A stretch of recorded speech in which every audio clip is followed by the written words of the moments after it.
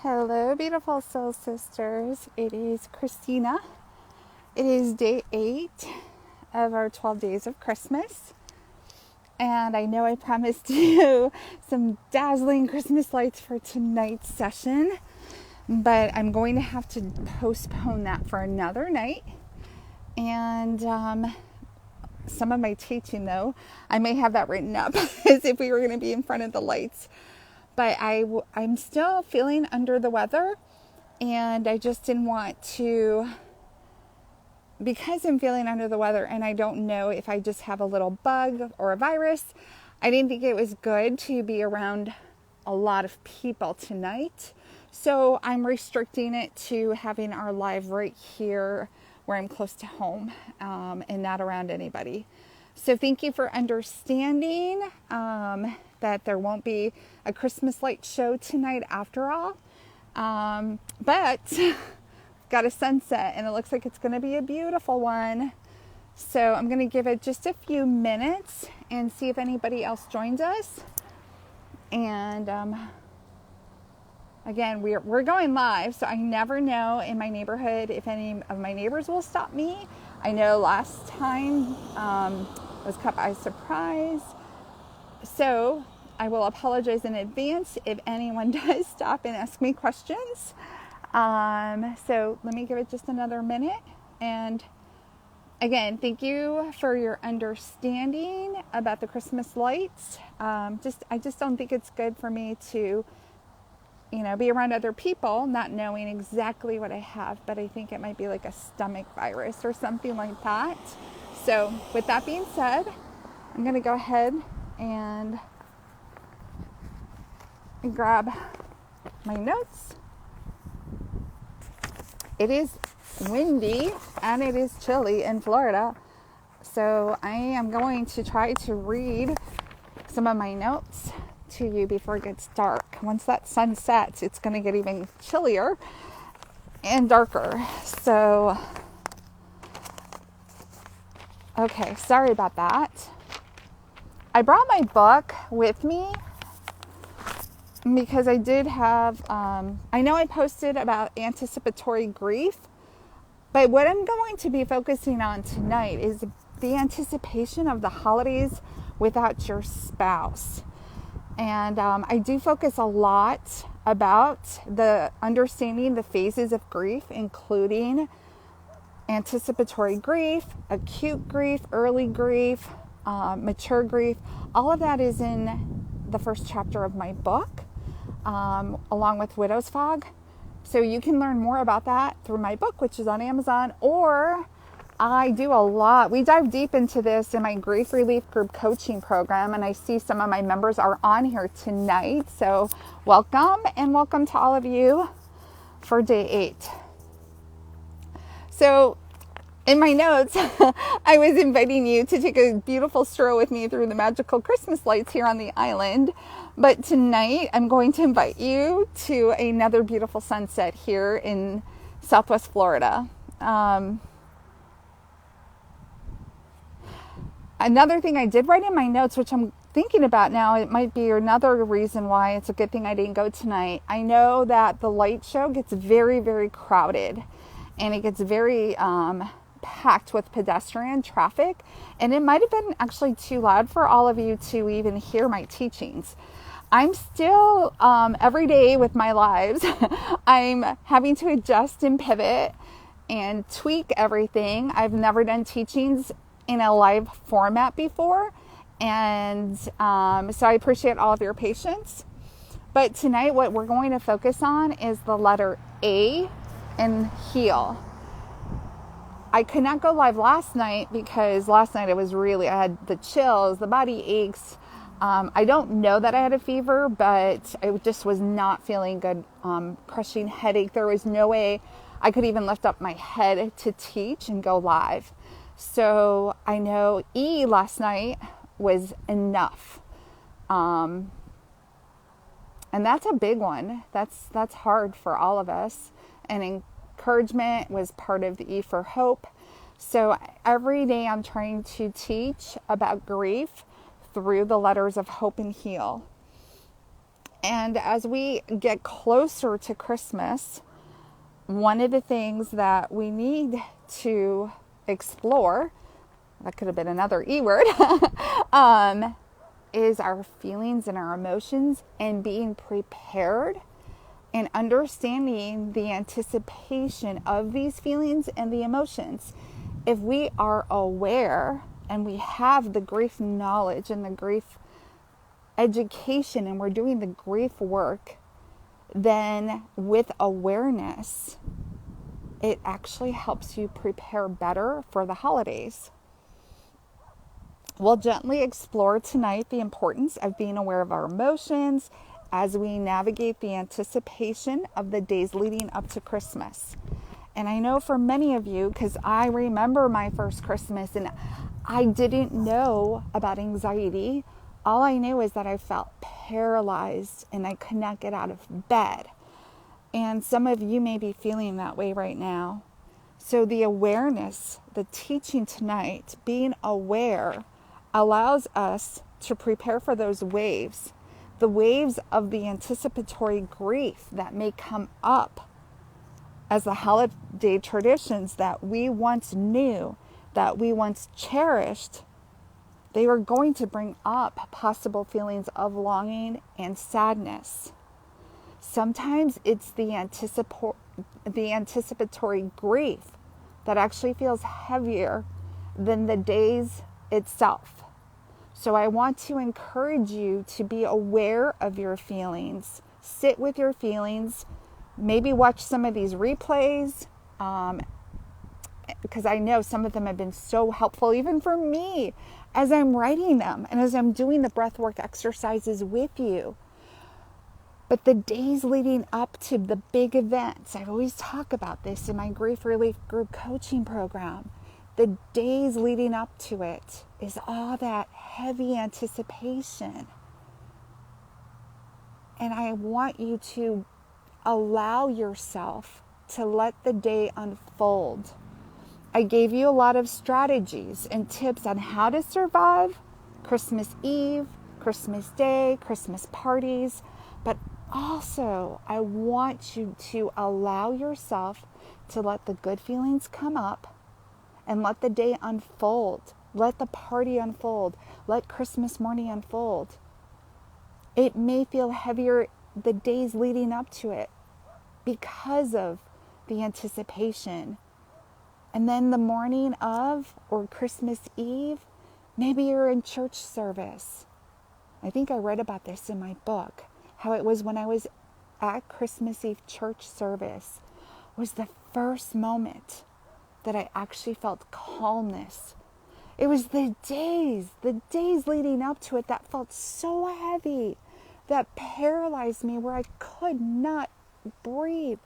I couldn't catch my breath. I literally thought I was dying. Thankfully, I did go to church that night for Christmas Eve service with Emma. And in that service, as we were lighting our Christmas Eve candles to sing Silent Night, in that moment, I allowed myself to feel in that moment. I didn't shut down any good feelings. I didn't shut out the bad feelings. I let the evening unfold as is. And in that moment, I felt peace and calmness. And when I allowed the peace and the calmness to come into my heart, into my soul, that is when I felt closer to God. And that is when I felt closer to my husband. It was during the anticipatory grief stage of the holidays that everything seemed so dark. Everything felt so overwhelming. So tonight, I wanted to make sure we spoke about that with the letter A for heal. The holiday season brings many traditions that can feel especially lonely when we're grieving. The tradition of writing Christmas cards, something that once felt joyful, can now feel so overwhelming. And it's not just the Christmas cards, it's also the Christmas lights, the holiday music, the traditions that once brought so much joy can now feel like sharp reminders of what is missing. Whether it's the thought of writing cards without your husband's name or receiving one addressed in a way that feels dismissive of your loss. And I'm going to talk about that feeling of dismissive with the holiday cards. These moments can be deeply emotional. And let's also not forget those beautiful nights in December where we make hot chocolate. Maybe you make coffee. Maybe you make hot tea, peppermint tea. And you get ready to drive around the neighborhoods, the beautiful lit up winter wonderland festivities with your husband. You grab the blankets, you grab your hoodies, you've got your hot cocoa, and you're sitting in the car with your husband, holding hands, listening to your favorite Christmas songs in the background. Those are the traditions that we miss. Those are the traditions that bring such heaviness into our chest. So tonight, I want you to remember to focus on awareness. Be aware of what you are feeling. Be aware that this could just be the anticipation leading up to the festivities, the loneliness, the sadness. And please remember to let Christmas Eve and Christmas Day unfold. Allow those feelings of joy, laughter, beautiful family. Let them come in. Don't push them down. Awareness means acknowledging where you are today without judgment or criticism. It's okay to feel that you just don't have the capacity to send or give out Christmas cards this year. Maybe the thought of addressing the envelopes with just your name and not putting the label. I don't know if you all were like me, but I think I still have labels with Roger Napoleon on there. Roger Napoleon, Christina Napoleon, but it was our old address. So I may not have those anymore. But maybe the thought of putting the Christmas card with just your signature on it and writing your address, if you don't have the labels, with just your name on it. Maybe it feels like it's too much to bear. Or maybe it's the ache of not signing his name alongside yours inside of the card. Maybe that's too profound to leave his name out as you sign your Christmas cards to the ones you love. So you choose this year to let go of that Christmas tradition. And then there's also the pain of receiving cards addressed only to you, as if a part of your identity has been erased. I know this pain intimately. In my first Christmas as a widow, and I know if you've been following me every single day, I talk about how soon it was. For some of you, it might be even shorter. For some of you, it might just be days or weeks after we passed that it's Christmas. For me, it was 3 months in or so. And I remember walking to my mailbox, and there was a Christmas card for me. And I thought it was so odd, because I hadn't seen my maiden name in a very long time, like years. And I grabbed the Christmas card, and I thought, who is sending me a Christmas card with my maiden name on it? And it was actually a Christmas card from my sister-in-law. She also married into the name. That was not her name until she got married. But can you imagine the pain that I felt opening up the mailbox and seeing my old name on there? My name with my maiden name, not my married name. And then to add salt to the wound, she wrote Emma's name, Emma Napoleon, underneath my maiden name. It was as if she was letting me know I was no longer part of his family. It was gut-wrenching. It felt like a dismissal of my identity, of my marriage, and my loss. And once again, so many emotions came up, and I threw myself on my bed, and I cried my heart out. And that feeling, I'm not enough. Now I'm no longer enough for his family because I'm no longer married in their eyes. All of that, all those emotions came rushing up from just opening up the mailbox. There we go again, those grief waves, right? That I talk about all the time. And I know some of you may or may not have that happening to you this year. So I wanted you to know that if that did happen to you, you're not alone. It happened to me too. And it made me realize in that moment during the holiday season, that is when I realized that people were no longer looking at me as Roger's wife. I was receiving Christmas cards in just my name. The anguish, the anger, all of it is part of the letter A for tonight's session.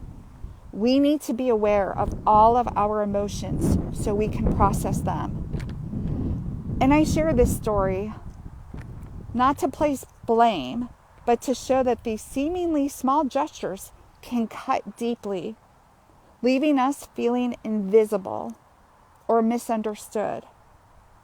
And I want you to know that it is okay to feel hurt by the way others address their Christmas cards to you.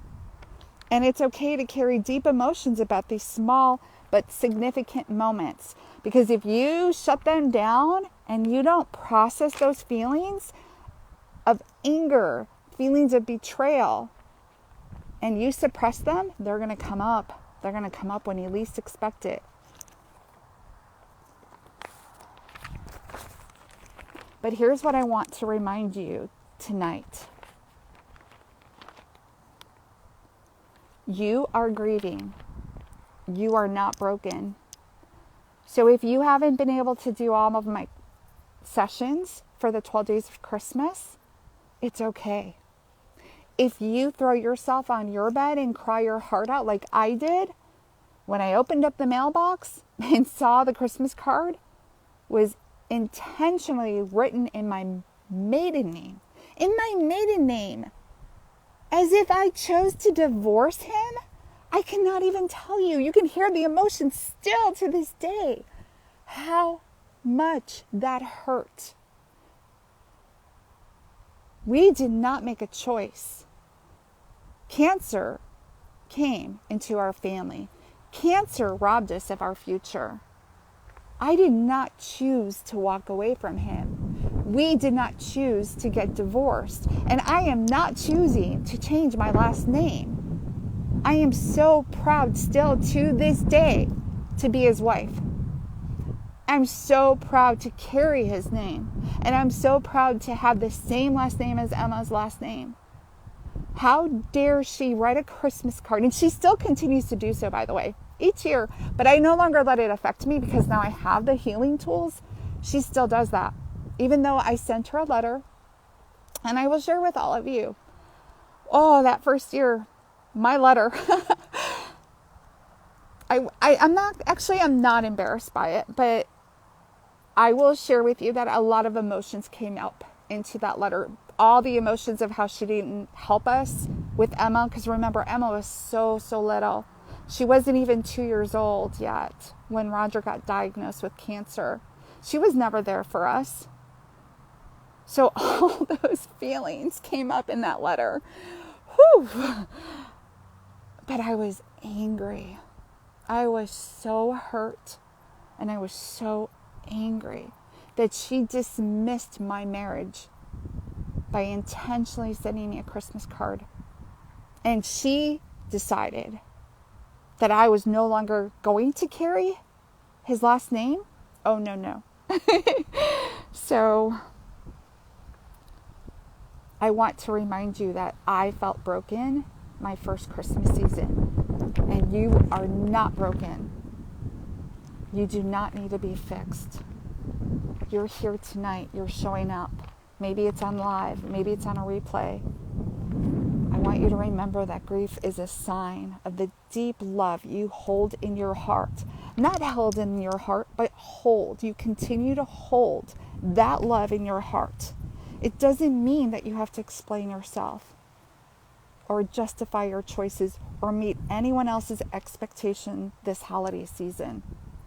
Give yourself grace. Be aware of your feelings. Sit with your feelings. And know this. Your worth, your identity, and your belonging in your loved one's life and family, none of that changes just because you're grieving. Over time, I have personally learned, most especially during my grief education, once I started to really learn about grief and understanding grief, I've personally learned that their actions, though deeply painful, they don't define me or my love for my husband. So I'm wondering if this has happened to anyone else, because I can't imagine that I am the only one that this happened to. Oh, that's such a cool car. I thought he was going to stop and talk to me. I'm wondering if this has happened to anyone else, where people assume that you are going to change your last name as if you simply made the decision that you were going to get a divorce.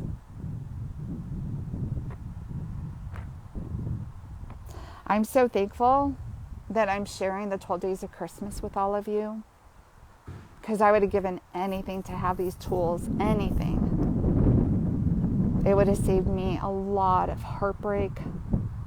It would have helped me navigate the holidays better. So tonight I want you to reflect on this. This is not your daily reflection, journaling questions. This is just being present and aware of your feelings right now in this moment. How does the thought of writing or receiving Christmas cards feel to you this year?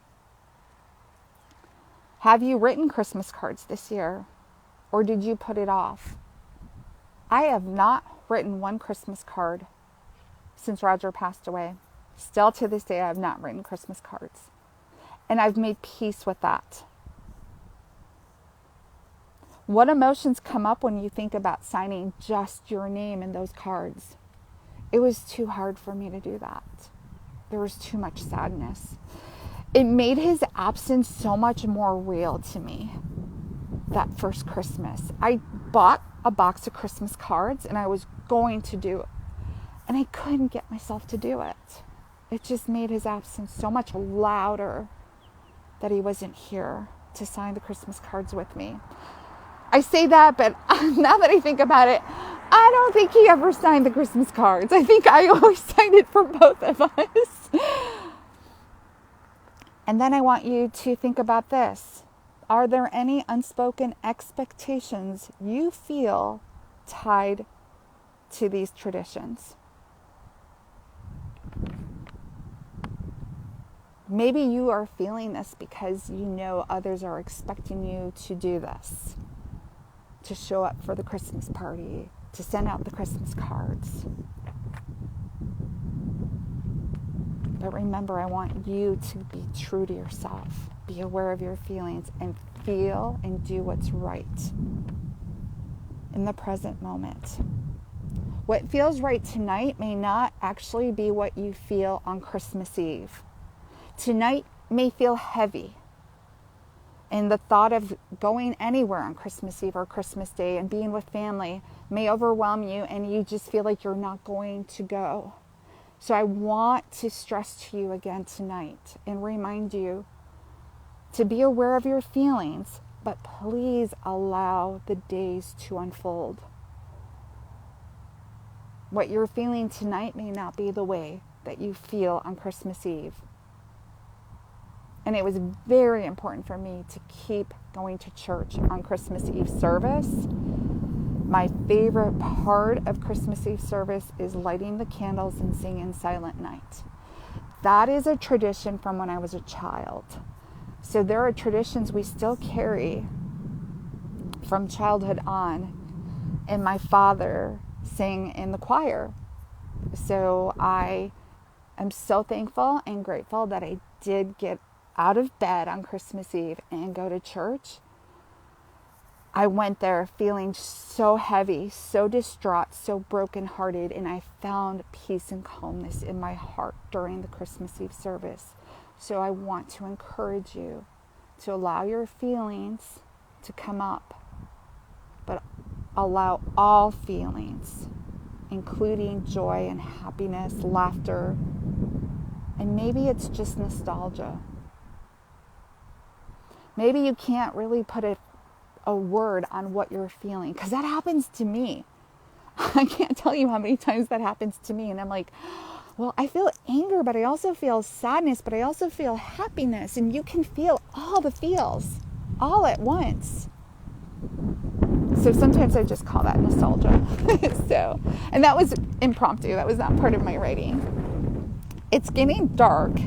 So what I'm going to do is, and my paper is blowing everywhere. So I think I'm going to move into the breathwork exercise. And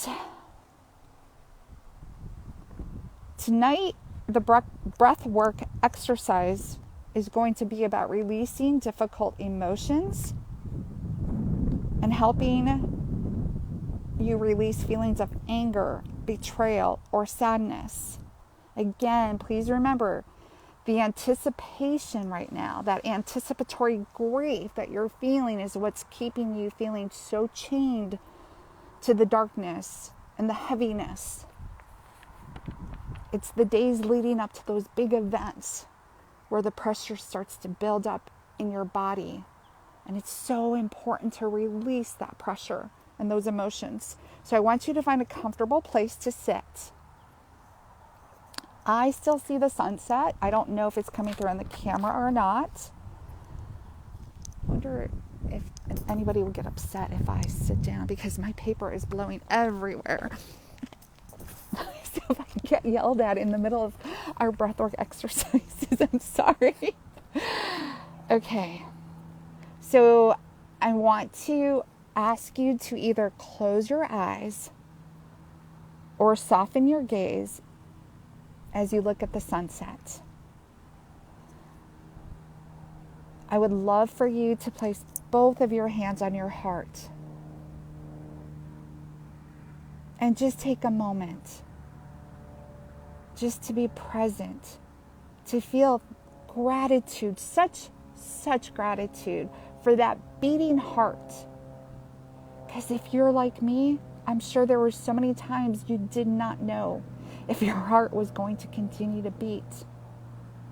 And for me, I didn't realize that was anxiety and panic attacks. And these breathwork exercises will help calm that racing heartbeat. It will help bring you to the present moment. And as you're here holding both hands on your heart, I want you to be aware of all of your feelings right now, here in this present moment. And now I would like you to go ahead and take a deep breath in through your nose. And we're going to do the 4 count tonight. So we're going to count for 4 as we inhale. And then I want you to hold for 4. And then slowly exhale through your mouth for 4 counts. And I'm going to ask you to do this for 3 times. So we're going to take another deep breath in.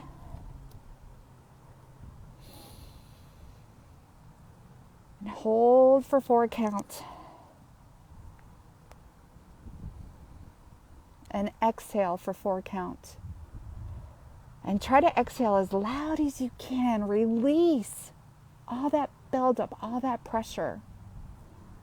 And last time, taking a deep breath in. Hold it for 4 count. release. Now, as you inhale, I want you to imagine breathing in peace, breathing in grace, breathing in understanding, especially for yourself. So often, we forget about ourselves. And as you exhale out, let go of the heavy feelings. Release the anticipation of a heavy holiday season. Release the anger. Release the betrayal. Release the hurt. Release the disappointment. And picture these emotions floating out of you and dissipating into the air right there in the sky. Do you see it? Do you see the sunset? Watch those emotions being released, being carried up, up, up, up, up. I see the stars already, but I don't think it's coming through in my camera. Imagine releasing them to the stars and asking the stars to take those feelings away. Asking God to bring the peace and calmness into your heart this holiday season. Release them all to Him. He wants to take away your worries. He wants to take away your fears.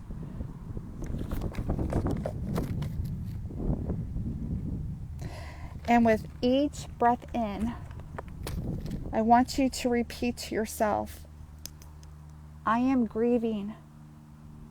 I am not broken. I give myself grace. I am allowed to feel, and I am allowed to let go. And I want to do this one more time. As you inhale, repeat to yourself, I am grieving. I am not broken. I give myself grace. I am allowed to feel so I can heal. And I am allowed to let go. Let go of what's no longer serving you. Let go of family members that are causing you anguish and hurt and betrayal. Let all of that go. And as you exhale out all the expectations, the unrealistic expectations of the Christmas traditions from the past. Not only from others, but the expectations that you place on yourself. Let go of all those unrealistic expectations that you have to be perfect. You have to be the perfect hostess this holiday season because you've always thrown the Christmas party in your neighborhood. You've always brought the turkey for Christmas Eve, the ham for Christmas morning. Let go of those expectations. You are grieving, and it's okay to say no this year. It's okay to say no next year. I still say no. Remember, we talked about the healthy boundaries. Now I would like you to slowly open your eyes and take a few more deep breaths in and bring yourself to the present moment.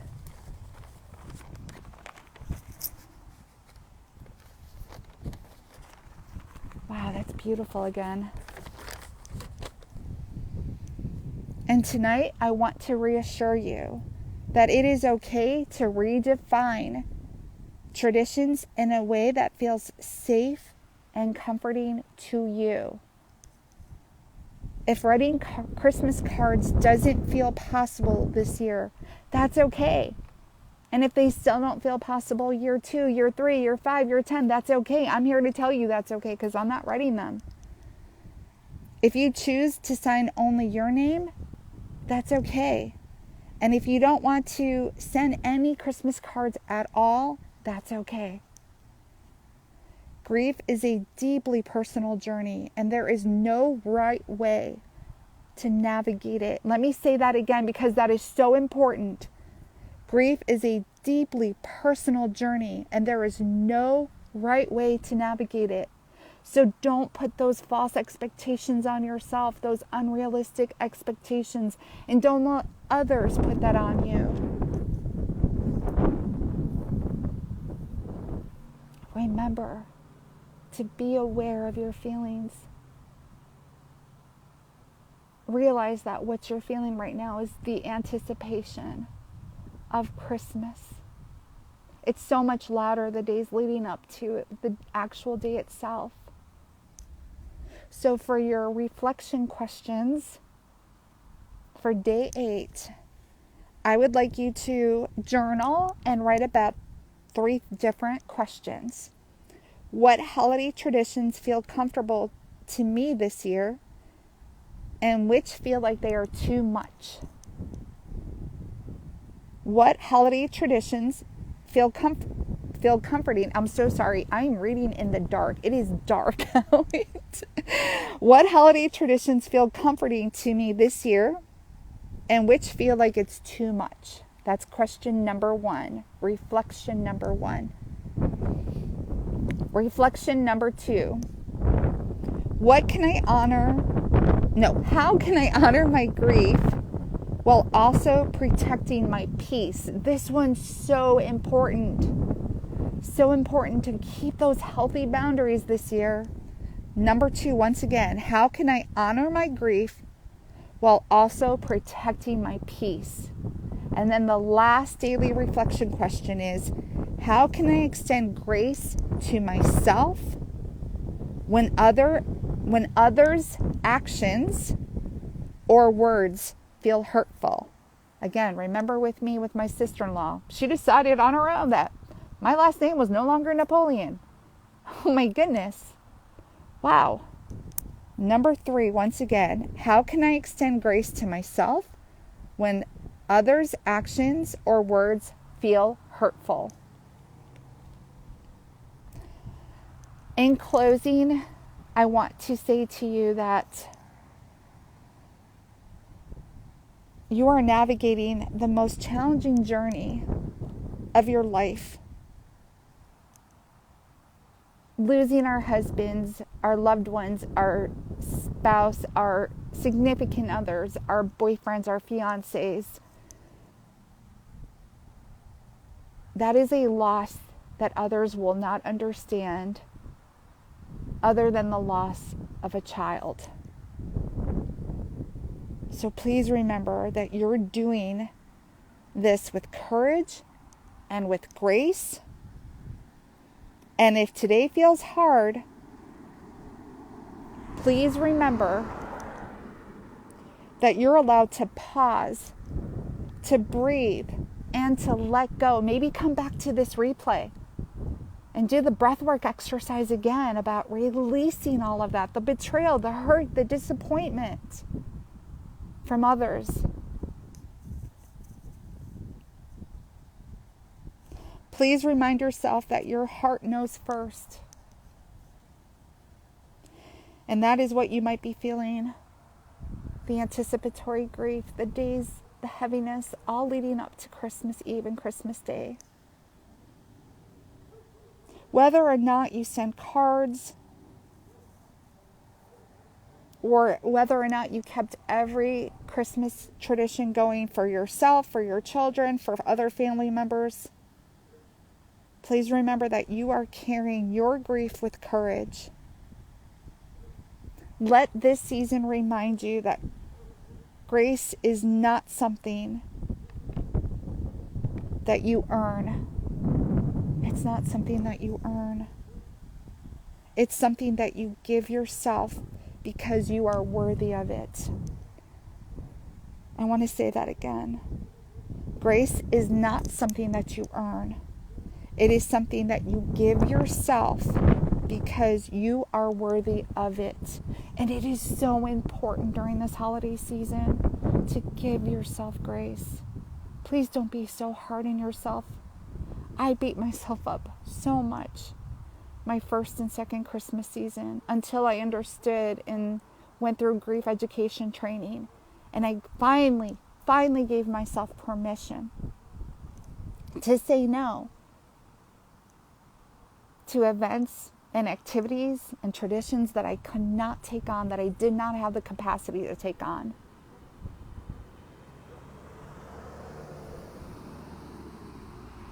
So thank you so much for joining me tonight.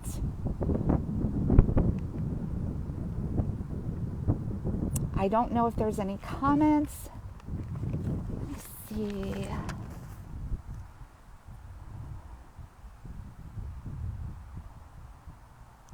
I may not be getting comments tonight. Oh, now I think I'm getting them all. Linda said, I can't even imagine. I even have a problem with Ms. instead of Mrs. Oh, there's a lot of comments.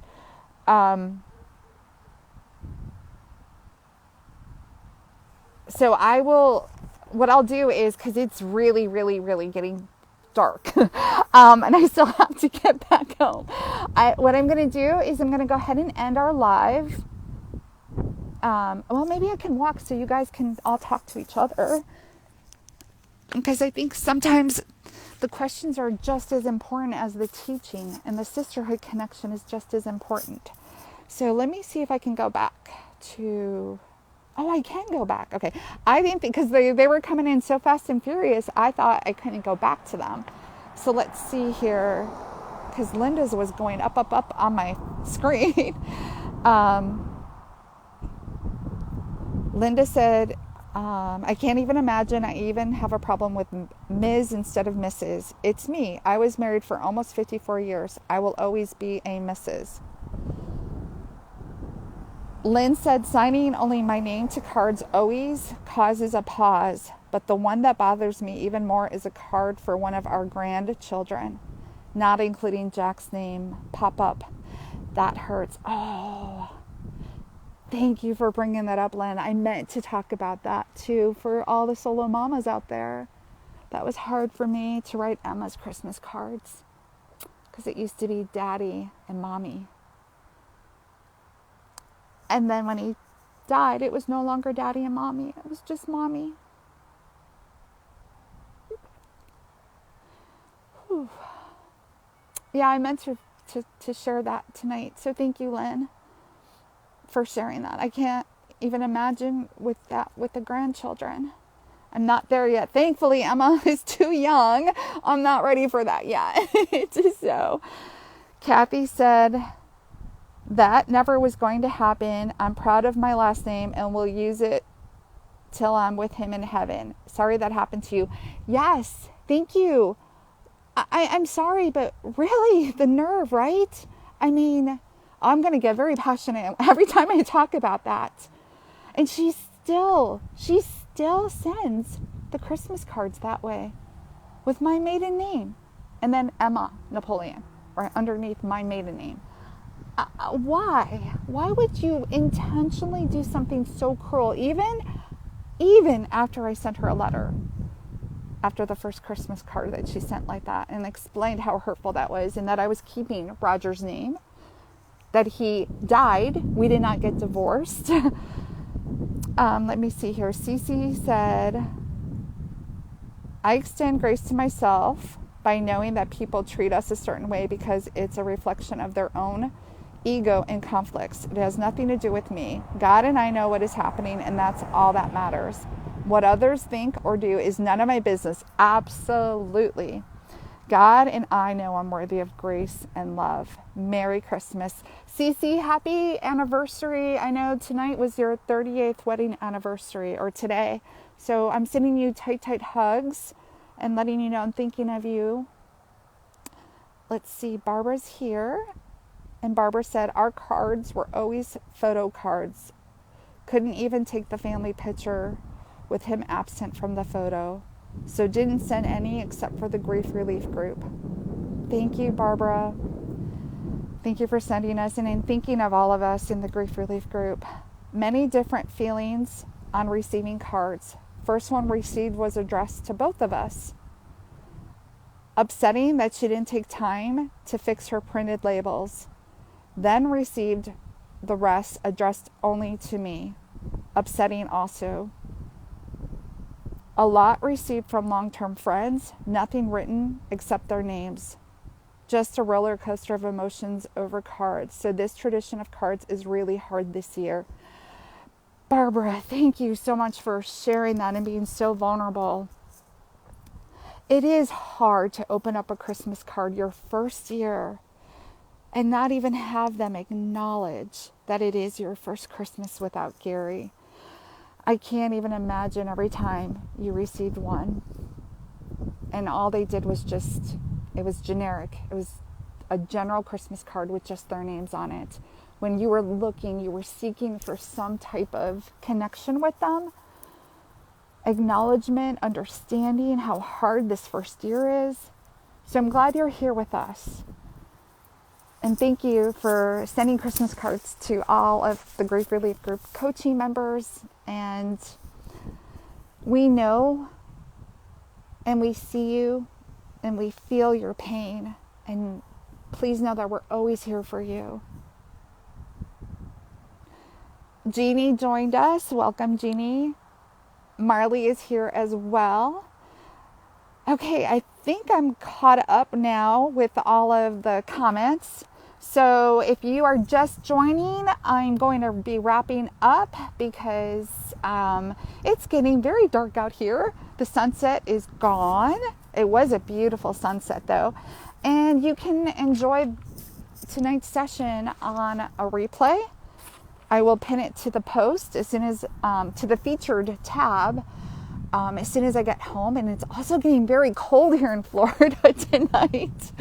Lynn, thank you for reminding me to bring a jacket or a hoodie, because I would have forgotten because I had a t-shirt on all day. So thank you for that reminder earlier in my post when I announced our day 8.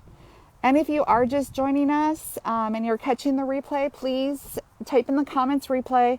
It helps me so much to know that I'm putting all of this, my heart and soul, into the 12 days of Christmas, and that it is really helping you navigate this holiday season. Because unless you are walking in our shoes, others really, really don't understand. So thank you a lot for allowing me the space to share my personal stories as well. And I want to wish you all a beautiful night. And it is Saturday tomorrow, and tonight officially started winter break for Emma. So I am not sure what time. I really, really enjoy doing it at sunset.